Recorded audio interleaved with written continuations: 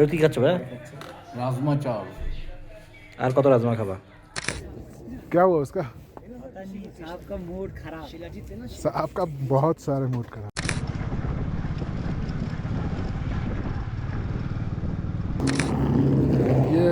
ये हुई ना बात। देखा कलर आया। देखो सर, इसकी असली सुगंध है। देखो, स्मेल देखो सर। आह,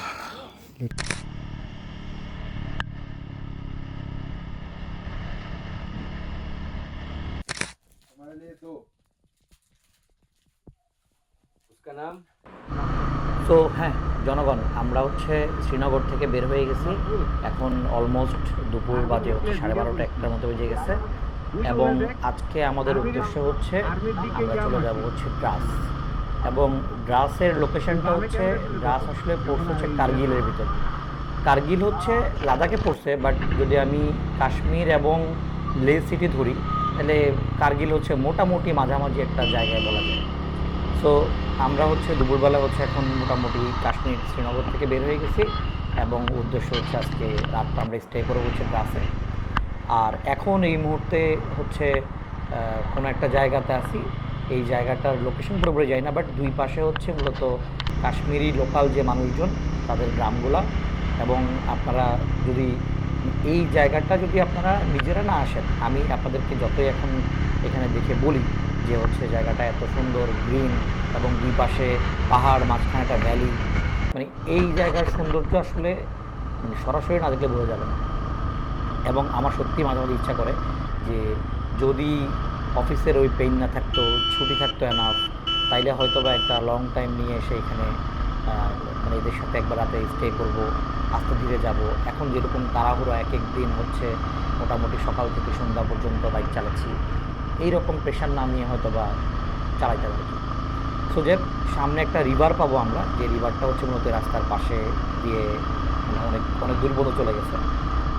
রিভারটা শেষ পর্যন্ত আমরা পাইছি। এই রিভারটা নিয়ে আমি ঢাকা থেকেই স্টাডি করে আসছিলাম হালকা পাতলা, যে এইটা হচ্ছে জজিলা পাসের বেশ একটু আগে, সোনমার্গের একটু পরে একটা জায়গা আছে, নাম হচ্ছে বালতাল। ওইখান থেকে চলে যায় একটা গ্লেশিয়ারের দিকে। গ্লেশিয়ারটার নাম আমার মনে নেই পুরোপুরি। ওই গ্লেশিয়ার থেকেই মূলত এই রিভারটা উৎপন্ন। এটার নাম হচ্ছে সিন্ড রিভার। এবং এই রিভারের ভিউ মানে অনেকক্ষণ থেকেই হচ্ছে আমরা বাইক চালাচ্ছি, রাস্তার পাশ দিয়ে রিভারটা যাচ্ছে। এবং আমি আমার ফ্রেন্ডদেরকে কমিউনিকেটারে বলতেছিলাম যে চল নামি, নেমে একটু পাশে একটু পানিটা হালকা একটু ধরে আসি, যে পরিমাণ মানে গ্লেশিয়ারের পানি তো একদম বরফ। সো একটু পাশে গিয়ে একটু মানে এই পানির যে সাউন্ড, সেই সাউন্ডটা একটু কাছ থেকে নেওয়ার জন্য আমরা বাইকটা থামা আমরা চলে আসছি একদম কাছাকাছি।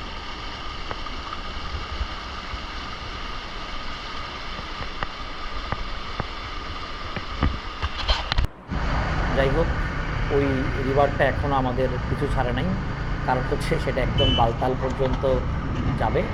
তো এখনও একটু আগে আমরা একটু রিভারটা দেখে আসলাম। বাট আমার কাছে ওই রিভারের সৌন্দর্যের পাশাপাশি এই দুই পাশে যে সবুজ পাহাড় এবং দুই পাশে হচ্ছে কাশ্মীরিদের বাড়িঘর, এইটা একটা অন্য লেভেলের সৌন্দর্য। এবং এই যে দূর থেকে যেই পাহাড়টা দেখতে পাচ্ছেন, এই পাহাড়টা অনেকক্ষণ থেকে আমরা দেখতে পাচ্ছি যে এই পাহাড়টা চারদিকে ঘিরে আছে। এবং যতটুকু আমার নলেজ আছে সেটা হচ্ছে এই পাহাড়গুলোর ওই পাড়ে হচ্ছে আরও দূরে যখন যাবেন, সোনমার্গের কাছাকাছি গেলে আপনি আরও বড় বড় মাউন্টেন পাবেন। তখন বেসিক্যালি আমরা যেটাকে হোয়াইট মাউন্টেন বলি, বা যেসব জায়গাতে আসলে স্নোগুলো পড়ে সেগুলোর হাইট আরও উপরে।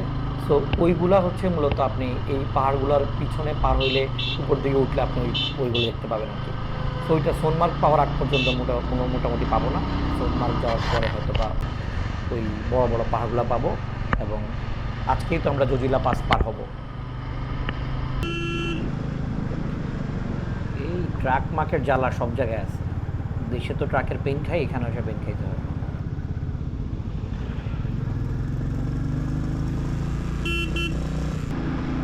জনগণ, এই জায়গার সৌন্দর্য দেখেন, মানে এইটার যে গ্রিন ভাইব এবং মানে ওই পাশের পাহাড়ের যেই শেপ, সব কিছু মিলে আমি মানে আমার কাছে মনে হইতেছে যে হায়, আমি লাদাখ ঢোকার আগেই তো আমার একদম পয়সা উচল।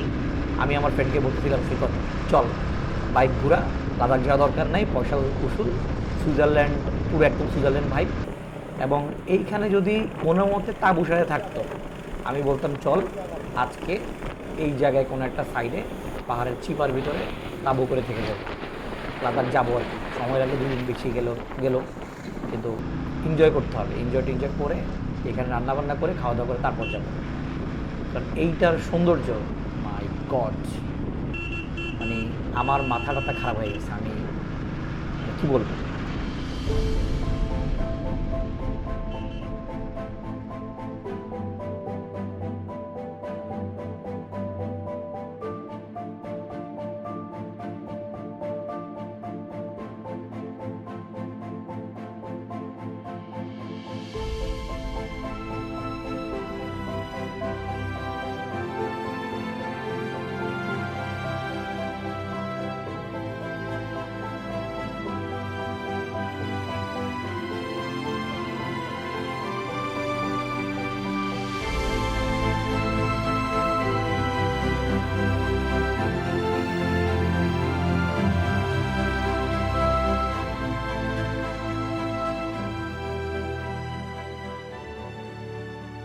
মোটামুটি বিকাল 3:30টার মতো বেজে গেছে, আমরা এখনও সোনমার্গে গিয়ে বুঝতে পারিনি, আরও হয়তো আধা ঘন্টার মতো লাগতে পারে। বাট এখনও লাঞ্চ করারও টাইম পাইনি আমরা। আমাদের বেসিক্যালি প্ল্যান হচ্ছে সোনমার্গে যাব এবং ওইখানে একটা ব্রেক টেক নিব, নিয়ে ওইখানে লাঞ্চ করব, দেন আস্তে ধীরে আমরা হচ্ছে জজিলা বাস পার হয়ে দেন আস্তে আস্তে সন্ধ্যার পার হয়ে যাবে হয়তো বা ড্রাস পর্যন্ত পুষতে। জনগণ দেখেন কী রকম, মানে ভিউর ভিতরে ওরা হচ্ছে ক্রিকেট খেলতেছে, আর আমাদের দেশে আমরা মাঠ পাই না। মানে মাঠ যদি পাইও ধরেন চারদিকে গাড়ি ঘোড়ার সাউন্ড, হ্যান ত্যান হাবিজাবি, মানে কি বলবো, মানে আপনি মানে কিছু বলার নাই। এই ভিউতে খেলতে পারলে তো ধরেন আমার খেলা লাগতো না, আমি বসে বসে মানুষের খেলা দেখতাম। যাই হোক, কিছু করার নাই, এখনও সোনমার্গের ভিতর গিয়ে বুঝতে পারিনি, সোনমার্গে বুঝতে আরও হয়তো বা আমাদের কিছুক্ষণ টাইম লাগবে। বাট এই যাওয়ার আগের যে ভিউগুলা, যে রাস্তার যে প্যাটার্ন, এই যে পাথরের যে পাহাড়, আস্তে আস্তে আমাদের এই লাদাখের ভাইব চলে আসতেছে, যে পাহাড়গুলো আস্তে আস্তে সবুজ থেকে রুক্ষ হইতেছে, পাশাপাশি হচ্ছে পাথরের পাহাড়, দুই পাশে বাম পাশে দেখেন একদম পাথর দিয়ে হচ্ছে পাহাড়টা মনে বানাইছে। সো আস্তে আস্তে আমরা হয়তো বা ঢুকে যাচ্ছি।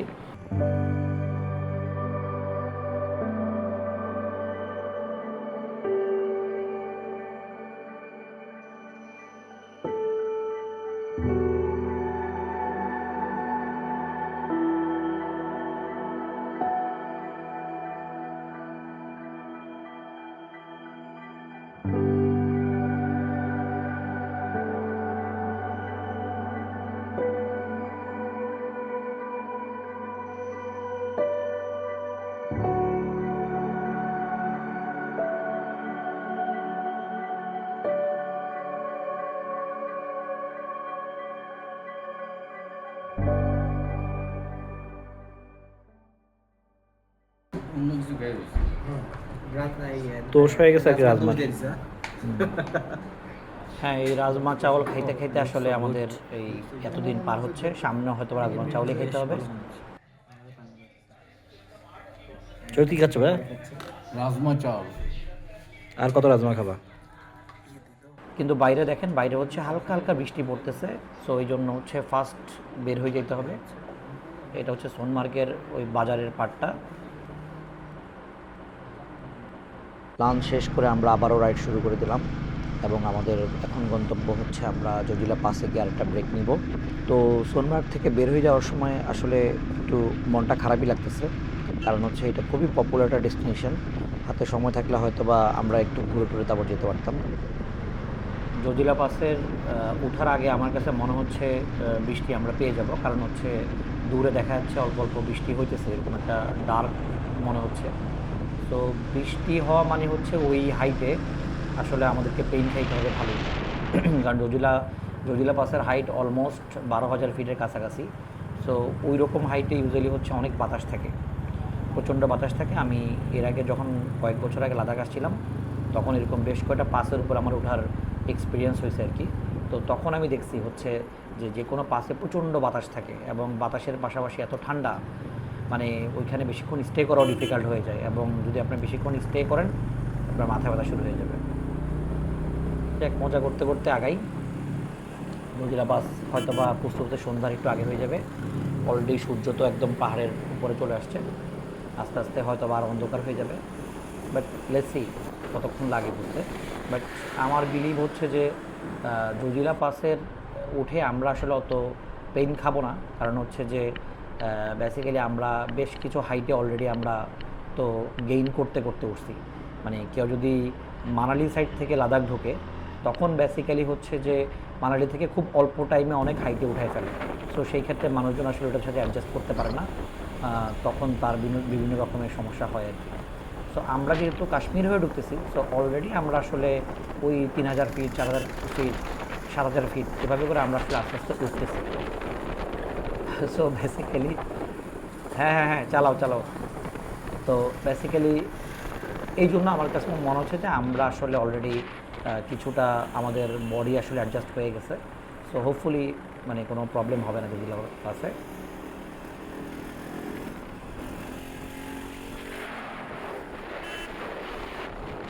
জজিলা পাসের খুব কাছাকাছি আমরা চলে আসছি, আর হয়তো বা 20 থেকে 25 মিনিটের রাস্তা বাকি।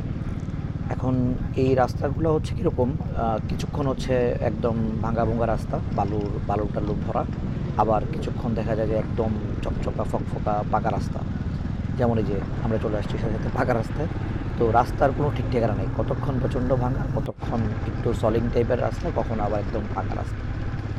তো এই একটু পরেই হয়তো বা আমরা পাশের একদম টপে উঠে যাব। তো বেসিক্যালি টপে গিয়ে হয়তো একটা চায়ের ব্রেক টেক নিব, দেন একটু শরীরটাকে গরম করবো, দেন আবার শুরু করবো আর কি চালানো। তো চলেন টপে যাই। क्या हुआ? कुछ नहीं हुआ। क्या हुआ उसका? पता नहीं साहब का मूड खराब। शिलाजीत है ना, आपका बहुत सारे मूड खराब है।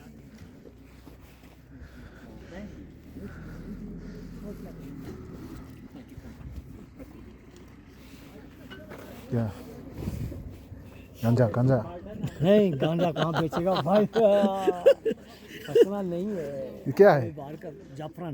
जाफरान। original। ओरिजिनल।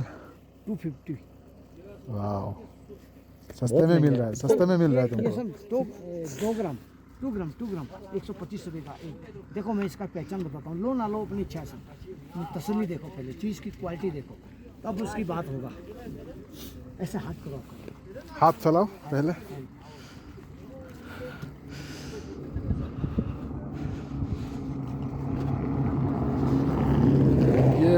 ये हुई ना बात, देखा कलर आया। देखो सर, इसकी असली सुगंध है। देखो, स्मेल देखो सर। लेपी साला जोरदार पूरा। ये जो आता ना उसमें हाँ। होता है कि सर वो कबाब कितना हो गया, 10 प्राइस कितना पीस चाहिए सर? एक 2 पीस ले लो।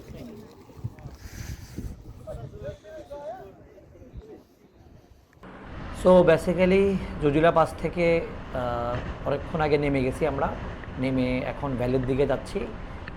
মানে সুন্দর একটা ভ্যালি, এবং এইটা মূলত লাদাখের ভিতরেই পড়ছে, কারণ একটু আগে আমাদের কাছ থেকে হচ্ছে আমাদের ইনফরমেশান নিছে লাদাখ রিজিয়নের যে পুলিশ টুলিশ এরা থাকে, এরা হচ্ছে আপনি ওই রিজিয়নে ঢোকার আগে হচ্ছে আপনাকে এন্ট্রি নেয় আর কি। তো সেইখানে আমাদের বাইকের ইনফরমেশান প্লাস আমাদের ইনফরমেশান এগুলো নিচ্ছে। সো বেসিক্যালি হচ্ছে এখন আস্তে আস্তে আমরা একটু আবার হাইট থেকে নামতেছি, এবং এই যে সন্ধ্যা হয়ে যাচ্ছে, কারণ হচ্ছে এখন মোটামুটি প্রায় 6টার বেশি সময় বেজে গেছে, এবং আমরা বুঝতে বুঝতে হয়তো বা আরও 40 মিনিট 1 ঘন্টার মতো লাগবে। এবং বেসিক্যালি আমাদের প্ল্যান হচ্ছে আসলে আমরা ড্রাসের যে ছোট্ট একটা বাজার আছে, আমরা সেখানেও বেশ কিছু হোমস্টে এবং হোটেল আছে, কিন্তু আমাদের বেসিক্যালি ইচ্ছে হচ্ছে যে আমরা আসলে ড্রাস যেহেতু একটা খুব মানে পপুলার ভিলেজ, সো ওইটার আপনি যদি একটু উপরের দিকে উঠেন, ওই শহর থেকে বের হয়ে একটু উপরের দিকে ছোটো গ্রামগুলোতে যান, ওইখানে একটা ছোট পরিবারের আমরা লোকেশন পাইছি গুগল থেকে আর কি কোনো না কোনোভাবে।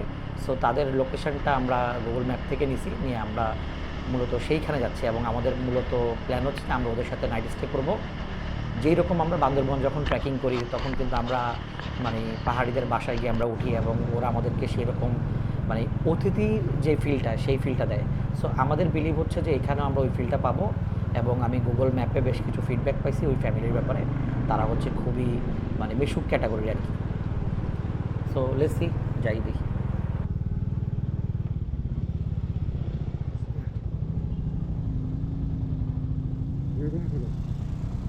সো জনগণ, আমরা হচ্ছে এখন সন্ধ্যা 7:30 বাজে। আমরা হচ্ছে ওই ড্রাসের যেই গ্রামটা, সেই গ্রামটা আসলে অনেক বড় এবং চারদিকে ঘরবাড়ি মানে ছড়ানো ছিটানো। আমরা খাইউল হোমস্টে নামে একটা হোমস্টে খোঁজার চেষ্টা করছিলাম, বাট সেটা আমরা খুঁজে পাইনি। পরে এখানে লোকাল একজনের বাসায় আমরা উঠি এবং ওনারা আমাদেরকে হচ্ছে থাকার জন্য পারমিশন দেয়। এবং ওনার যেই লোকের বাসা, উনি হচ্ছে শহরে গেছে এবং ওনার ওয়াইফ, ওনার মেয়ে, ছোট ছোট বাচ্চারা এরা আছে। এবং এদের সাথে আমাদের অলরেডি খুব ভালো রিলেশন হয়ে গেছে, খুব ভালো ফ্রেন্ডশিপ। যদিও তারা আসলে অনেক লজ্জা টজ্জা পাচ্ছে মানে আমাদের সাথে মিশতে। সো আর আমরা আসলে খুব ভালো হিন্দি বলতে পারি না।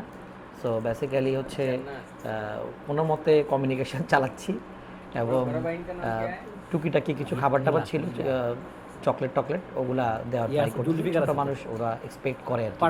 যদিও চাই নাই, বাট আমাদের ব্যাগে যা ছিল ওইটাই আমরা করতেছি যে সবাই মিলে তোমরা খাও এই সেই।